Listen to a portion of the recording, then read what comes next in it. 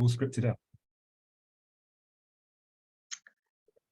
It's 12 o'clock, and Okay. I think it is time we begin our session. Hello everyone. My name is Rishi Bhatia, and I will be hosting today's NoCA's free CPD session. Thank you to every one of you who've joined the session now. NoCA is an independent organization comprising of actuaries who work together to develop and share knowledge and aim to provide excellent service to the insurance and pensions industry. Today's session is titled Pension Decumulation Pathways and is presented by Stephen Hyams. Stephen Hyams is a fellow of the Institute of Actuaries and was chair of the Pension Decumulation Pathways Working Party. He has 40 years of experience in pensions, much of it at a major consultancy, where he provided actuarial advice to trustees and employers of all sizes up to FTSE 100. And across both defined benefit and defined contribution schemes. More generally, he has focused on the challenges faced by consumers in managing their DC arrangements, and he chaired the working party whose paper on rules of thumb formed the basis of the IFOA's policy briefing, Savings Goals for Retirement, presenting at a NoCA webinar on the topic in 2020. He currently works part-time as a senior manager in Mazars audit quality support team and does some other freelance actuarial consultancy work. Stephen is giving this presentation in his personal capacity. The views expressed in this presentation are those of the presenter and are not necessarily the views of his employer or NoCA. The session may count for up to 1 hour of your CPD, provided it is relevant to the nature of your work or role and addresses a personal development need. You can register questions during the session on Zoom chat or by emailing at contact@noca.uk. So that's our email address, contact@noca.uk. There will also be times for questions live at the end of Stephen's session.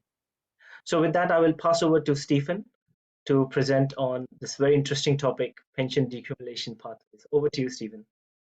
Thanks very much, Rishi, and thanks very much to NoCA for inviting me to present today. And thanks to everybody on this call for joining me today for this webinar.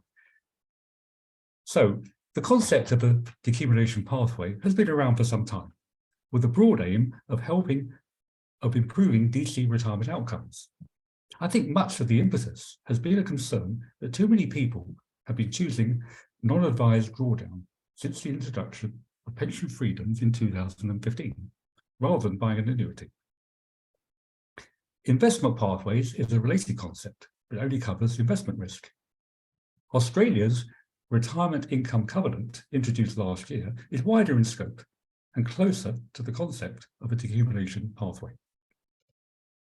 The IFOA picked up on this theme in the Great Risk Transfer Report, which recommended the introduction of a default decumulation pathway to help prevent consumers from running out of money in retirement through managing longevity risk. It was envisaged that a default decumulation pathway should be offered to all and act as a safety net for the non-engaged, which can be tailored to cover a range of consumer circumstances, including the extent to which flexible access was required. This was very much the background to our working party's brief. I will now share with you our proposed approach. You can read more detail in our paper, which was published last May. Our initial thinking was that a successful decumulation pathway needs to meet consumers' objectives. After all, how can you measure success without knowing what you are seeking to achieve? So we started out by identifying what objectives might be. Now, that may seem like an impossible task, but when one is talking about an unknown, diverse group of people, but that didn't deter us from trying. We concluded that they can be grouped into 3 broad categories.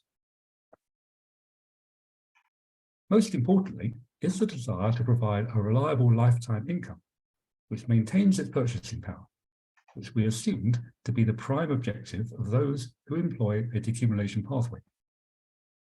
This requires the management of longevity risk, in view of the unknowable payout period. The guaranteed annuity achieves that objective, but is unpopular, while drawdown is unsuitable. Hence, alternative products are needed.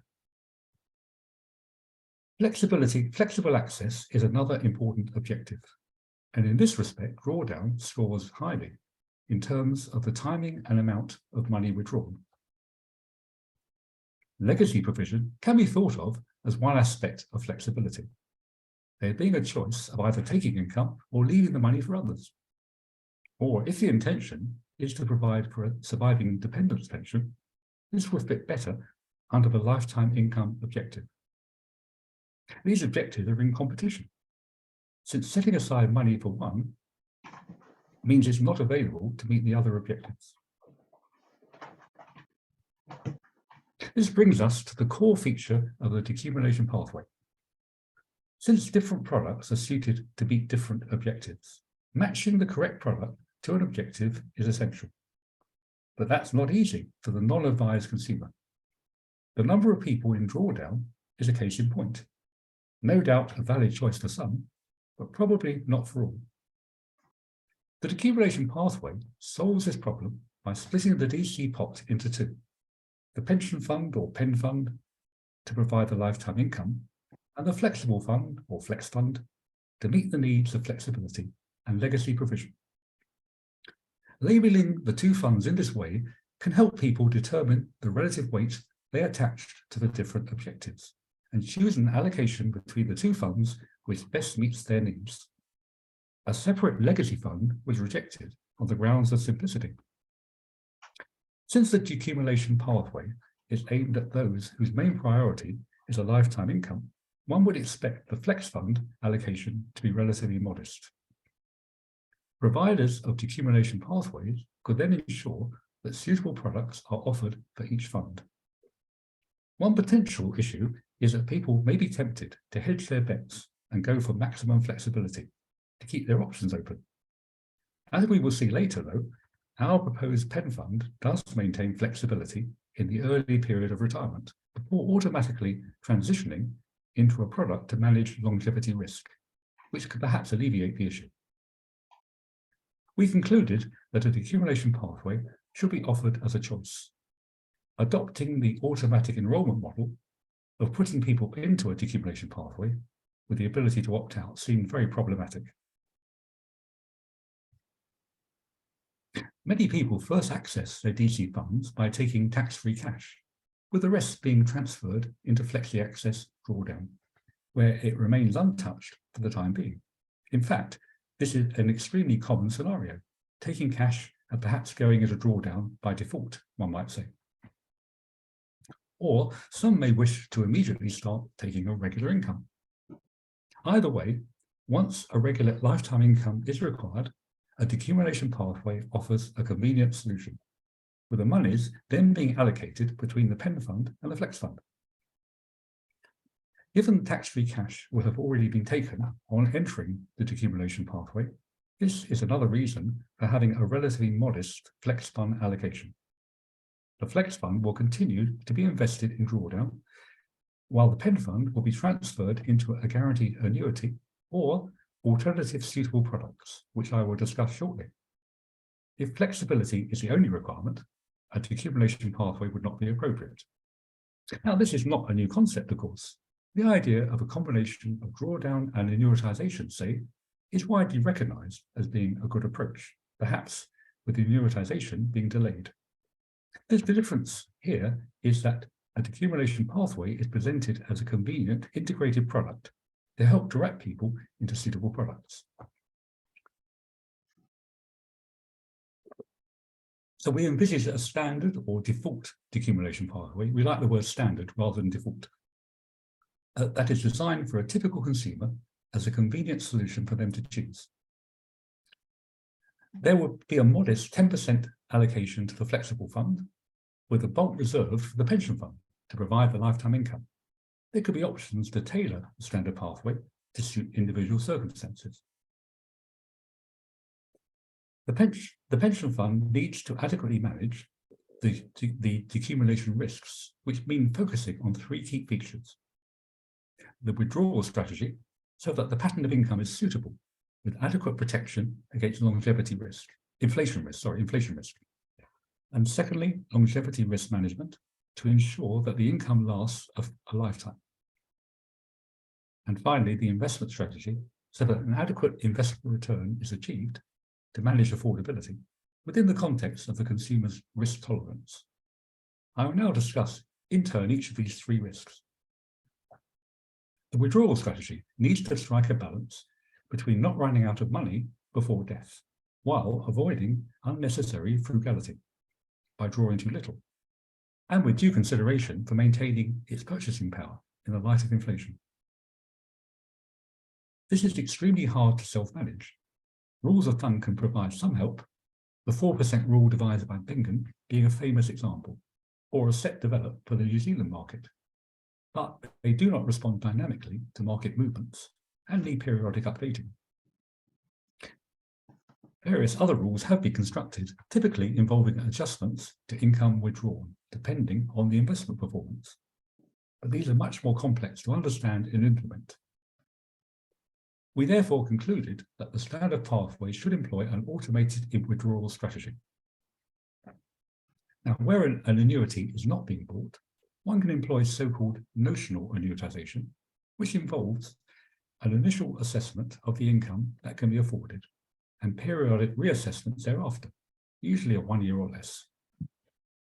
The affordability test is performed using an annuity rate based on an interest rate which reflects the anticipated return from the investment strategy being adopted.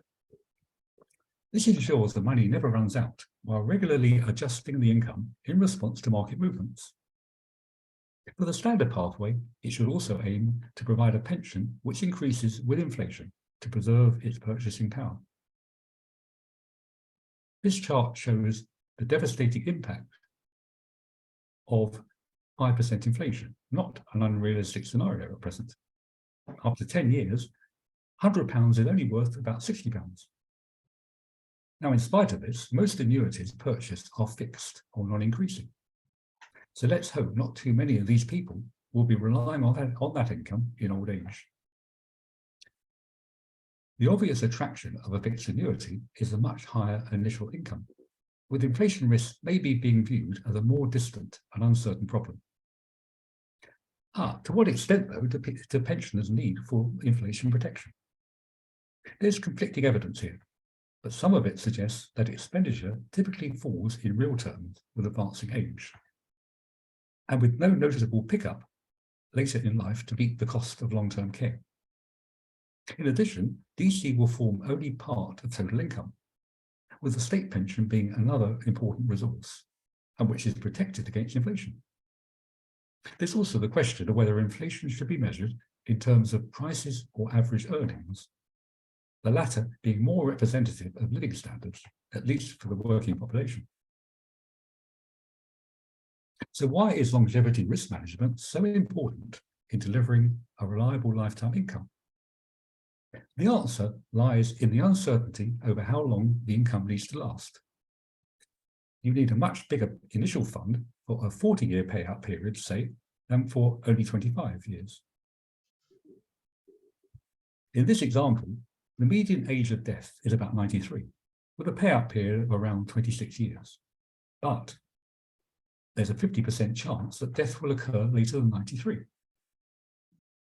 With drawdown, this means there is a significant risk of running out of money or the income having to fall to an unacceptably low level, irrespective of how well it is otherwise managed. And that is because it does not cater for longevity risk to be shared with others or to be insured. So how can this problem be solved? Insurance through purchasing an annuity is one solution and is likely to be optimal for those unwilling or unable to take risk. They are unpopular though, although it remains to be seen to what extent the recent rise in interest rates may have altered this. For those willing to take some investment risk, other options are possible.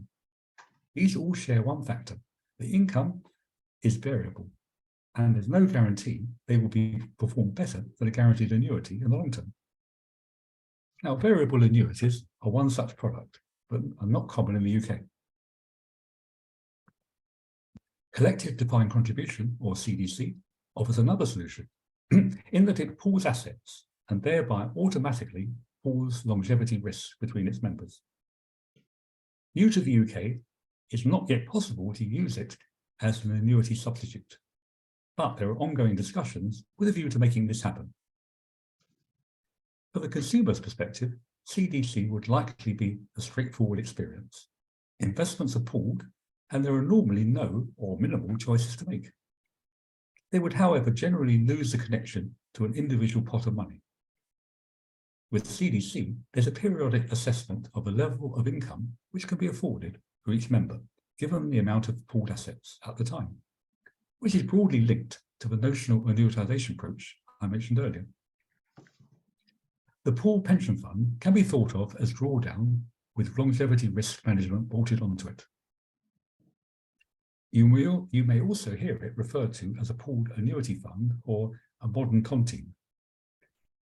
It's distinctive from CDC in retaining individual DC funds, thereby providing consumers more scope to manage their arrangements, such as in the choice of investment strategy. Now, products of this nature exist in some countries, such as Canada and Australia. It's perhaps in the Netherlands, though, where this approach is most advanced. Dutch variable pensions were introduced in 2016 and are offered as an alternative to insured annuities for people with DC pension pots, and they're intended to play an important role in the future. There's much interest in the UK for ways of pooling investment risk along these lines, but, as with CDC, legislative change is likely to be required to permit such products to come to market. A point worth highlighting is impaired lives, which are provided for in the annuity market through the underwriting process. This is to ensure they are treated fairly in view of their shorter life expectancies, which justifies a higher level of income than for those in normal health. In principle, underwriting could also be incorporated into CDC and the pooled pension fund, most likely through the involvement of an insurer. But if underwriting is not carried out, there is a case for ensuring impaired lives are alerted to the potential unsuitability of the product. Now, our standard pathway employs the pooled pension fund, largely because it was relatively easy to model, and so illustrates the key design considerations in decumulation. Please bear in mind, though, that the other options shown here could be used instead within the framework of the decumulation pathway.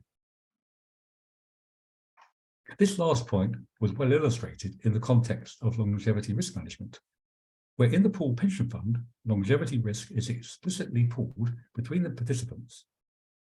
This is achieved by transferring the funds of deceased members into a mortality pool and redistributing the monies to surviving participants in the form of longevity credits.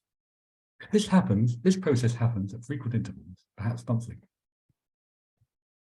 Now, in principle, it's intended to be actuarially neutral or fair, so that nobody expects to gain or lose. The expected loss on death is the fund size multiplied by the probability of death. This should equal the expected gain on survival in the form of a longevity credit, as shown.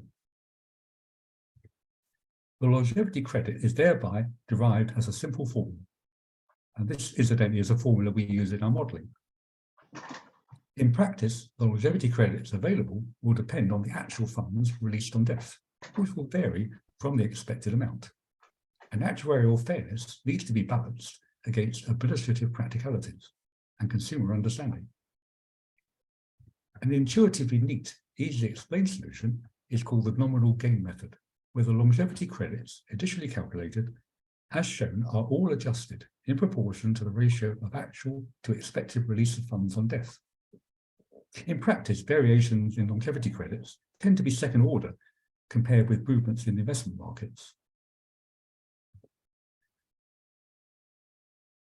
Probabilities of death will usually be derived from a suitable mortality table. While all this may seem rather complicated, in practice there is evidence around the world of longevity pooling being successfully managed. So this is something that certainly can be done and is being done. Insurance is an alternative to pooling, where the insurer pays out the expected longevity credits in exchange for receiving the actual funds released on death. Now, this removes the volatility in longevity credits at what is a fairly modest cost and facilitates consumer communications in clarifying what exactly is going to be provided. Now, this chart shows for someone in drawdown how the affordable income determined each year using a notional annuitization approach falls over time. This phenomenon is of so-called mortality drag can be thought of as the cost of not having longevity risk management. And this increases sharply with advancing age. Now, longevity credits help to bridge the gap, preventing the income from falling in this way.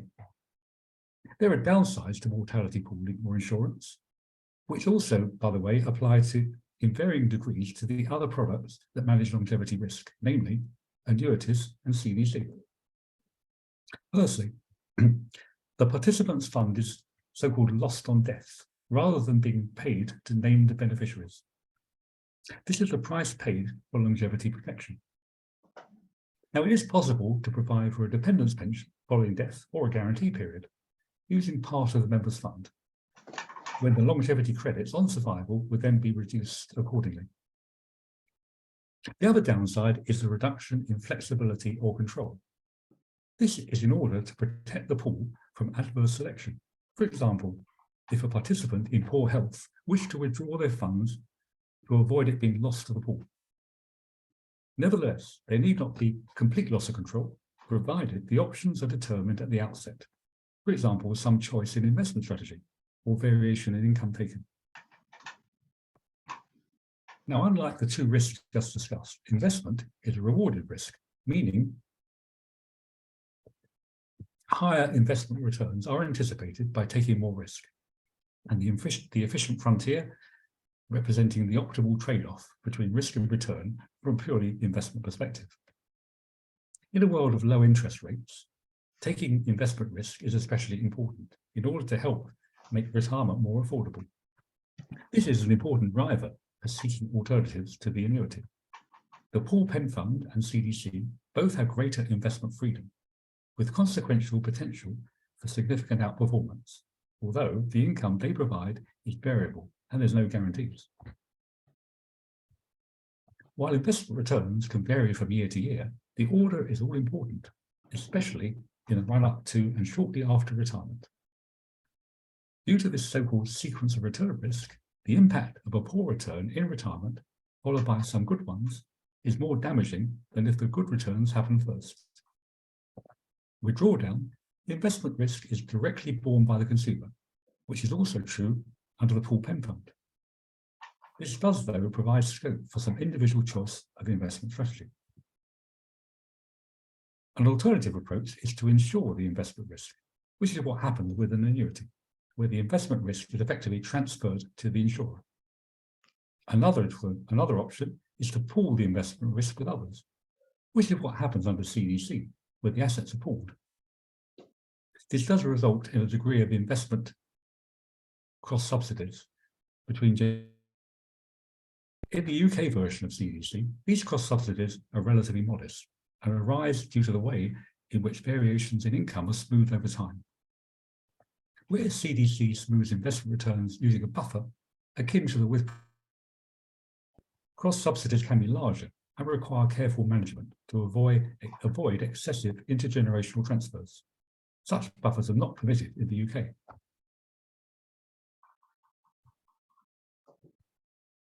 So in summary, our standard decumulation pathway has a 10% allocation to the flex fund and a pen fund with the following features.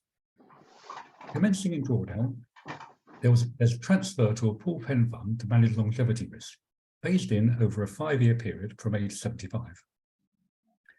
A medium risk investment strategy with a 50% equity allocation.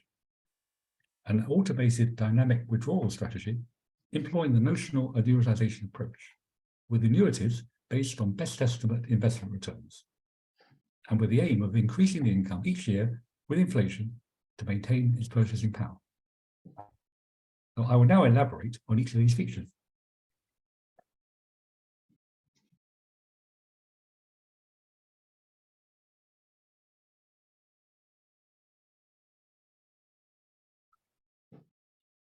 Right. To explore the various design features, we made use of some modelling. This was carried out by using 1,000 stochastically generated economic scenarios, further details of which are provided in the paper.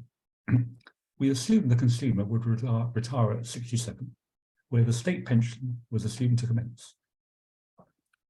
The dark blue line, the medium outcome for the standard decumulation pathway, is broadly flat, indicating that purchasing power is on average expected to be maintained during retirement.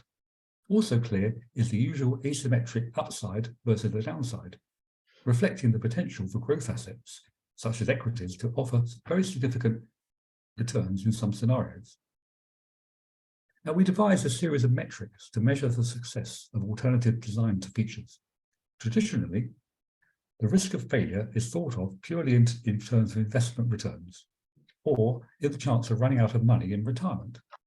Now, our metrics are all income-based, which we felt was the most appropriate way of assessing success, as that is ultimately the main purpose of a pension scheme. So the first metric we devised is the average inflation-adjusted income received over a 30-year period, which we just call average income. And this is expressed as a percentage of the initial pension fund allocation. The median outcome, where the green and red bars join, is 4.1%, slightly above the initial income of 4.4%. So, for an initial investment of £100,000, the median average income will be £4,100, compared with the initial income of £4,000. There's a relatively wide spread of outcomes, with an interquartile range between 3.3% and 5.1%. I should mention at this point, our modelling was carried out early last year, and so all the results I am quoting today are a reflection of the then very low interest rates. Naturally, the results would look somewhat different in today's market, but the underlying principles will be unaffected.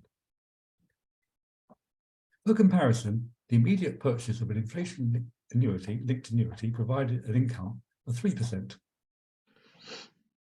The exceeds annuity metric shows the comparison explicitly, with the median outcome of 4.1% being 37% higher than the inflation-linked annuity. And overall, there's an 82% chance that the standard pathway provides a higher average income than the annuity.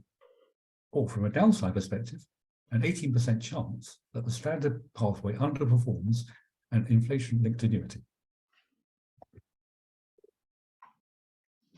Now, average income is not the whole story, because a high income in early years might disguise a low income in later years. We therefore introduced a sustainability metric, which considers the income in the 26th year of retirement. This being a suitably long period to assess sustainability, while also having a significant chance that consumers will live that long, around 1/3, using the mortality assumptions we adopted. Sustainability measures the ratio of income in the 26th year to that expected, that being the initial income increased by inflation. Now, this is a suitable measure for a dynamic withdrawal strategy, which adjusts to reflect investment performance. Since the money never runs out under a dynamic strategy, the familiar metrics are unsuitable, such as how long it takes before the money runs out. What matters is the level of income in the longer term. Now, the median sustainability outcome is 108%. That is, the income in the 26th year is expected to be 8% higher than the initial income of 4%, increased by inflation. Interquartile range being 74% and 156%. And the worst case outcome shown, the 5th percentile, is 45%. Now, income stability measures a chance that over the first 30 years of retirement, the income will not fall by more than 5% relative to the previous year's income. This was measured in absolute terms rather than relative to inflation, as that is what people will generally notice. The median outcome is 80%, meaning that in 20% of simulations, that's 6 out of 30 years, the income fell by more than 5%. And for the worst outcome, the 5th percentile, income stability falls to 63%, or failure in 11 out of 30 years. It should be noted, though, that many of the large falls in income will have been preceded by higher than expected increases in income. So the overall impact could be smaller, which of course is picked up by the average income metric. In practice, there are various ways of improving income stability, such as smoothing income over a period. Now, there is a danger here of cross-subsidies between participants in the event that someone dies before the smoothing has unraveled for that particular person. This implies having a fairly short smoothing period. Secondly, you can reduce the investment risk, e.g. through a lower equity allocation or interest rate hedging or capital protection. Now, less investment risk does, of course, reduce the upside potential, while hedging or capital protection comes at a cost. Hence, it's a trade-off of risk against return. Our standard pathway employed what would generally be regarded as a moderate risk approach, with a 50% equity allocation. Now, interestingly, in our modelling, we found that varying the equity allocation had minimal impact on the downside, but a large impact on the upside. That comes back to the asymmetric design pattern I showed earlier. So this implies that a high equity allocation, 80% say, might be more optimal. But of course, that does increase the potential for short-term volatility, which many people are likely to be uncomfortable with. Another way of reducing increasing income stability is to use the flex fund to balance out fluctuations in income. If, for example, the investment performance in the pen fund has been poor, resulting in a reduction in income the following year, the flex fund could top up the income required. It's also worth noting the flex fund doesn't need to have the same investment strategy as a pen fund. Anyway, all of these are detailed design considerations which would need to reflect the objectives of a target consumer group. Now, longevity risk management, as I said earlier, is a key component of the pen fund, as I explained. We illustrate this by comparing average income and sustainability for the standard pathway with the same design, but with the mortality pooling removed, which is effectively drawdown. You will observe how the removal of mortality pooling substantially reduces both metrics.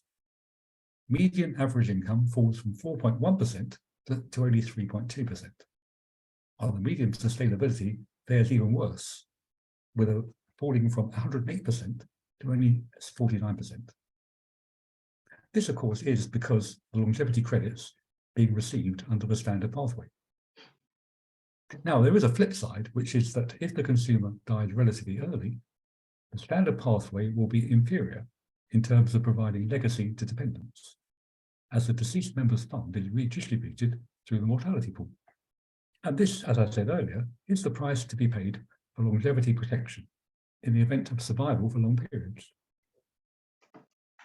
We envisage mortality pooling being phased in over 5 years from age 75, which seemed fairly optimal from our modelling, and avoided a sudden drop in death benefit and loss of flexibility, the two downsides of longevity risk management I mentioned earlier. It also means, of course, that, as I mentioned somewhat earlier, that effectively there's still flexibility in the early years. If someone retires at 67, they're effectively still in drawdown for a number of years until 75, which I think maybe helps reassure people if that design were implemented. We did explore substituting annuities for the pool pension fund, probably better suited for the more risk averse, but with some loss in upside potential. Now, the standard pathway aims to increase income each year by inflation, protect its purchasing power. This reduces the initial income from 6.1% for a flat income to 4.0%. However, both average income and sustainability are much better under the standard pathway, both metrics measuring the impact of inflation. This is an interesting design feature. We know that when purchasing an annuity, taking a larger but flat income is very popular, but the dangers of inflation are only too apparent in practice. While with the pool pension fund, there could be made available a choice of an index-linked or a flat income, or something in between, such as fixed 2.5% increases. With CDC, there's unlikely to be a choice over the level of inflation protection, as it operates as a collective scheme with a common approach for all. We also introduce a further metric, which we call the basic income buffer, which considers the extent to which the standard pathway, along with the state pension, will generate sufficient income to meet basic retirement needs, which we defined as £12,000. Now, clearly, this depends on the initial DC pot size, something which the rest of our modelling did not consider. Indeed, this was a bone of contention amongst us, and a further consideration of real examples based on fund size would be a natural extension of our work for others to take forward, perhaps. We found that for an initial DC pot size of £150,000, leaving £135,000 for the pen fund after the flex fund allocation, there was a good chance of success. For larger DC funds, there was scope to increase the flex fund allocation and still be successful. With a DC pot of £100,000, success was unlikely, even where the flex fund allocation was reduced to zero. The picture will clearly look better in today's markets. I should also note here, we ignored the potential for other sources of income, such as encashing ISAs. Under the accumulation pathway, the allocation between the pen fund and the flex fund does not necessarily have to be fixed at the outset. The two can work effectively together, most easily accommodated if they're within the same product or under the same trust, and operating the same investment strategy. This could be a very interesting avenue for product development if the decumulation pathway concept were implemented.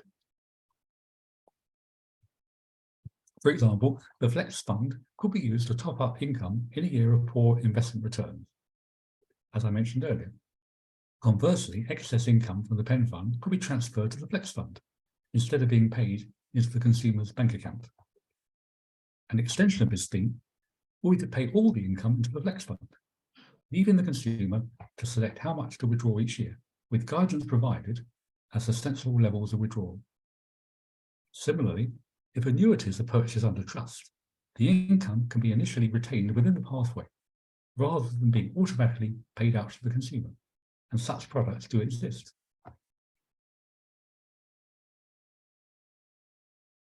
A particular concern we have with consumer decision-making is the natural tendency for people to focus on the immediate outcome due to its simplicity. The problem is that if this does not reveal the range of uncertainty that exists, which could impact decision-making. And calling the median the expected outcome only serves to exacerbate the problem. Let's suppose someone aged 67 requires an index-linked annual income of £3,000 a year, as indicated by the horizontal orange dotted line. When preparing our report, a fund of £100,000 would have just sufficed to guarantee such an income through the purchase of an index-linked annuity. With £100,000 invested in the standard decumulation pathway, as you'll see on the right-hand bar, there's a modest risk of average income falling below £3,000, but with a substantial chance of a much higher income. Now, depending on the consumer's risk tolerance, a smaller initial fund could be contemplated using the standard pathway. For example, the median average income is £3,000 with a fund of only £75,000, but with greater downside risk. With a £50,000 fund, the downside risk increases further. Now, such an analysis could impact an assessment of the required level of contributions during the accumulation phase. It might be concluded that a smaller fund is needed to provide a specified level of pension if drawdown is envisaged, as opposed to an annuity, hence lower contributions being required. And I have seen this in some articles which suggest that. But of course, this does ignore the risk implied by such an approach. Fortunately, regulations require DC projections to assume an annuity is to be purchased at retirement. Now, more generally, there's surely an important role for actuaries in helping consumers achieve a better understanding of DC decumulation risks. So, what are the key messages from this presentation? Here's a summary with some questions posed for your consideration. Drawdown remains the option of choice for many people. It's flexible and superficially simple. But flexibility comes at a price, namely the difficulty in achieving a reliable lifetime income. Can decumulation pathways help consumers make good decisions in this regard? By encouraging them to focus on their objectives and to then automatically match these with suitable products. How might decumulation pathways be taken forward? And what are the barriers? An annuity guarantees a lifetime income, but these remain unpopular. For those willing to take some investment risk, CDC or the pool pen fund could offer alternatives, with potential to significantly outperform the annuity, but with downside risk. Should such products be made available as alternatives to the annuity? What are your thoughts about the relative merits of these two types of product? Do we need both? Making good choices at retirement requires a setting of meaningful measures of success and an understanding of the risk of failure. We suggest that income-based metrics are most suited for such purposes. Do you agree? And how might this be taken forward? And finally, should there be a standard or default pathway with some ability to modify it? Now let's hear your views, and I'll pass back to Rishi. Fantastic. Thank you, Stephen, for such a fantastic presentation. This question has been posed to me by so many of my friends, like when I retire, how to manage my pension pot, and now I can point them to your excellent presentation. It is an excellent guidance and a great design idea. Before we move on to Q&A, I want to thank everybody for joining in. And I also want to let people know that NoCA is going to be running a live Python course on 15th of March. It will be spread over 5 sessions. So if you're interested in learning Python, it is for beginners and actuaries. It'll be focused for actuaries. So if you're interested in learning Python, please go onto our website and register for that session. All the details are there on our website, www.noca.uk.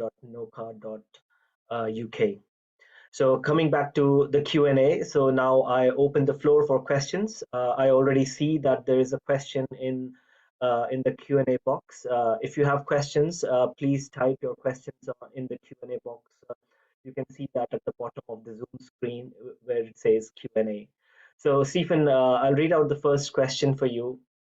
It says, are you comparing an annuity on the whole fund to the income from the pen fund, or just the annuity the pen fund would have bought?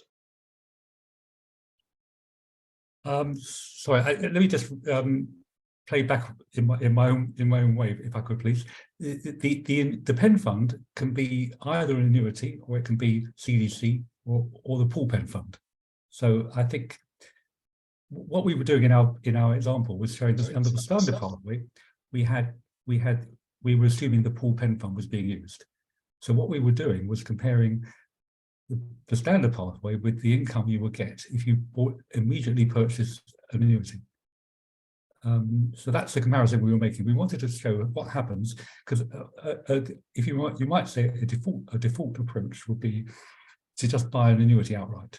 You come to retire, and you immediately buy an annuity, an index-linked annuity. So we thought that was a benchmark we should be looking at. So what we were doing in our exceeds annuity metric, we were trying to compare how the standard pathway would compare with the immediate purchase of an annuity. So that's what we were comparing. That's what we were looking to compare. Hopefully that answered the question. Did that answer the question? So yeah, I mean, if you think you have further question on that, please type it in the Q&A box, and we can see that. While people are thinking, Stephen, I have got a couple of questions for you. The first one is, it's quite an interesting design that balances the flexibility of like a guaranteed piece of income, as well as taking on some of the investment risk.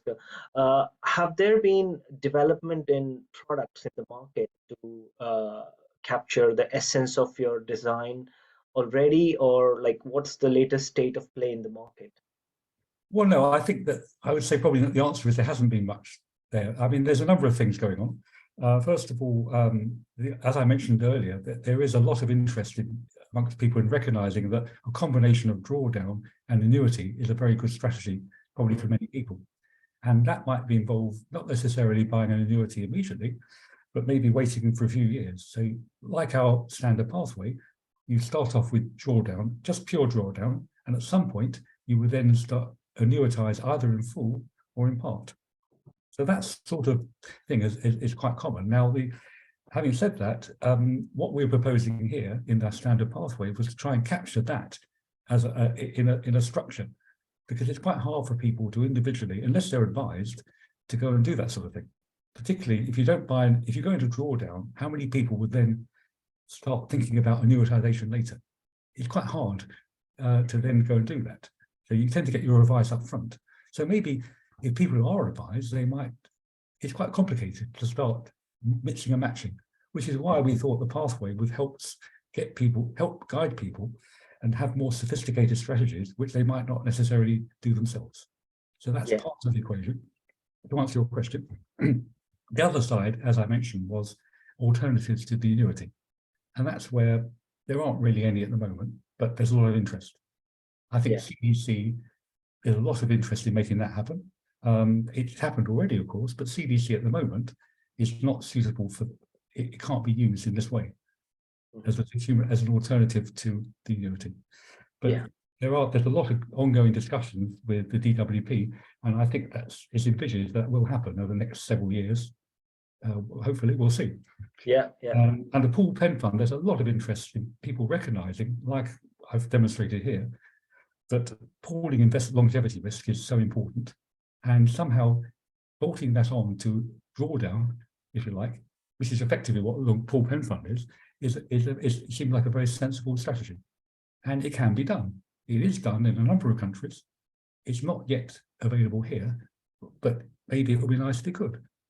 We've called it the pool pen fund, but you know, you can call it the tontine, whatever you like. Right. So I think there's a number of things going on, but I think at the moment we're not really there. Now, it would be nice, we thought, if the accumulation pathway is like a structure, like a label, you can bring it all together. And if the market liked it, it could be a way of taking the whole thing forward. Yeah, and removes the complexity of managing these separate products for common man. It'll be so difficult. So it certainly is a great idea. I've got some questions in our Q&A box. So one of the attendees is asking, did you consider or factor in the risk of yields changing over time, and therefore the risk of annuity rates changing, and the rates at which fixed interest investments can be converted to an income? And then there's a follow-up question. I will come to that after this. Okay. On that first point, yeah, the answer is we did, because we used stochastic modeling with economic scenarios. So the economic scenarios did allow for various changes in interest rates over time. So we used that. So I think that's the answer to that one. Our modeling did allow for changing interest rates over time using a variety of different scenarios. Yeah, and the follow-up question is, did you consider different investment strategies to manage this risk? Example, investing in assets to match the required income pattern. No, I mean, quite frankly, our investment focus was quite limited. I touched on it earlier. We use not a particularly sophisticated approach to investments, because it wasn't our main focus. It's a very interesting area, and I have to say that more work could be done in this area.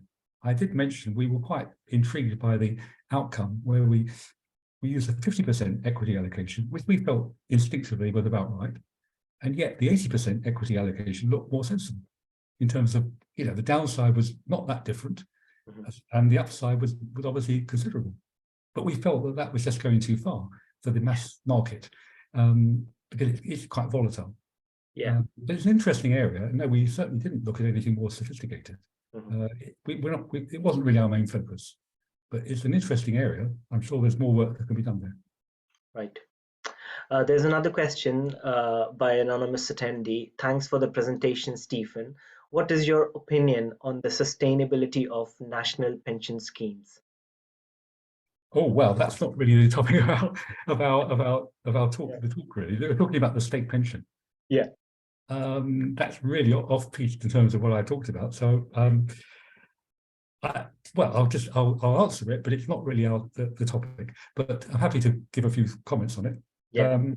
I think the UK has been very smart in the way it's handled this. Clearly, with the retirement age, the state pension age, as we all know, has been gradually going up, and it's 67, it's going up to 68. So I think the governments have done a very good job in helping to manage the state pension, the cost of a state pension. Obviously, in the long term, who knows how sustainable these things are? But I think it's been very clever. And you could take France, for example, where they're currently wrestling over increasing the state pension age from 60 to 62. I forget exactly, but you can see they're somewhat behind us, I would say, in terms of that sort of thing. So, yes, I mean, I think they've done a pretty good job. Obviously, there's a talk about the triple lock, and which I have to say is an interesting one. Should the state pension go up at the same rate, go up by inflation when people's salaries aren't going up by inflation? Well, that's a bit of a political point, which I won't go into. Yeah, that's a challenging question. I've got my own views, but I think I'll leave that one. Yeah. Thank you for that, Stephen. I've got a question from Michelle. She's asking, how close is this to the idea of with profits? With profits, it's not at all, I would say, like with profits, it's very different. I'm trying to think what Michelle is referring to here. I don't think it's at all with profit. With profits, fundamentally works by having a buffer, an investment buffer. And as I mentioned earlier, that CDC can have an investment buffer, although it doesn't in the UK. So CDC in the UK certainly would not have an investment buffer, not at all like with profits. And the pool pen fund doesn't have any buffer either. So I think the answer is no. I think she's mentioned she's put another comment saying the smoothing concept of smoothing returns over time, and I think we do something in the longevity credit box. I see. Yeah, if you smooth return, yes, yeah, that's different. If you smooth investment returns over time, that's not the same as having an investment buffer, because yeah, I suppose it's the nearest you get to it. You can say that. I see the point. It's not exactly the investment buffer, but Yeah. by smoothing, you are in fact not taking full allowance for the investments. So you are. There is a bit of a buffer there. I see the point. Yeah, so some level of smoothing. It's not intended, and it's not really quite like it with profit, but I can see the connection. Interesting. Okay, there's another one. So another anonymous attendee, they're asking, a standardized pathway is likely to be of most benefit to those who are lacking confidence or knowledge to manage their own decumulation pathways, but those investing minimum levels via auto enrollment. They may have relatively modest pot sizes. Is this kind of pathway likely to be the best option for them? Well, it's a very good question. I think the trouble is we don't know what's best for people, because the only way to find out is they have individual advice. So it's very difficult. I take the point. If somebody, I think the point I made before was that you wouldn't automatically put someone into a decumulation pathway. So it's only if they wanted to have a lifetime income. So if someone had quite a small pot of money and they didn't want a lifetime income, they wouldn't go into a decumulation pathway. So I think it's a matter of how you message it and how you manage the process. I mean, if somebody chooses, explain to them what the purpose of it, and they can decide if it's suitable for them. Yeah. So yeah, go on. So go on.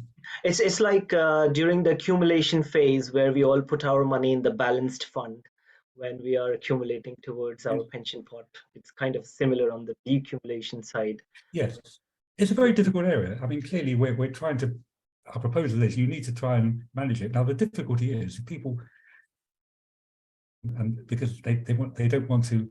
They want to keep their options open, or they may feel they don't have enough to justify buying an income. And yet in later life, what happens when the money runs out? Yeah. So it's a very difficult area. I mean, we did think about deporting people into it because to try and protect them. And there is an argument for saying, we know what's best for you, but of course that doesn't work. how can we know? There are Yeah. all sorts of regulatory risks. So we concluded that it's just not possible.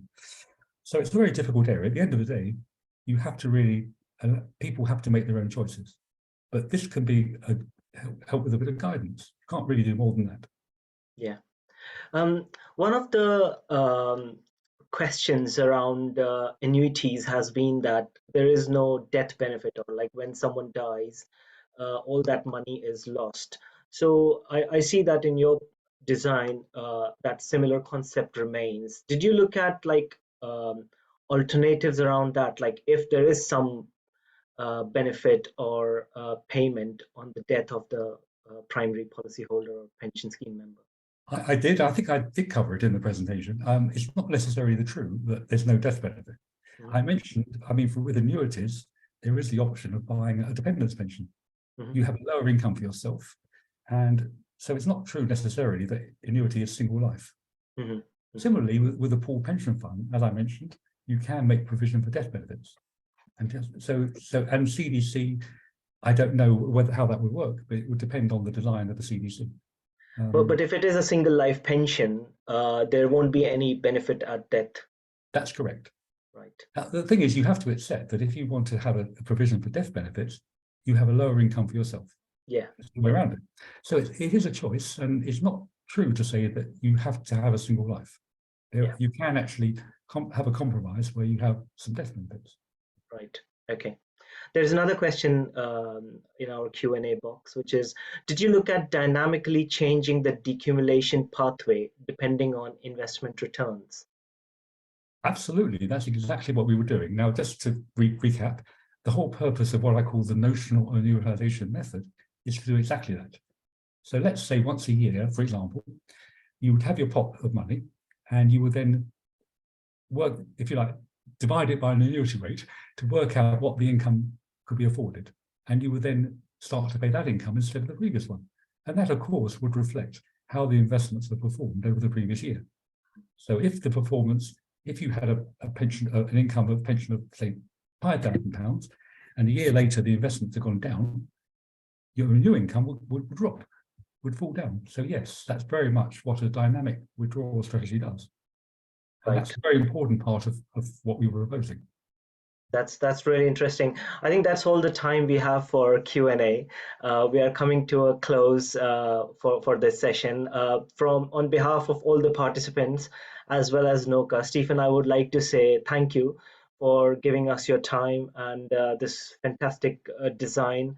I hope it gets picked up as a product very soon when people have the choice, which will give choice to people to select how they want to get the retirement income. So yeah, thank you for that.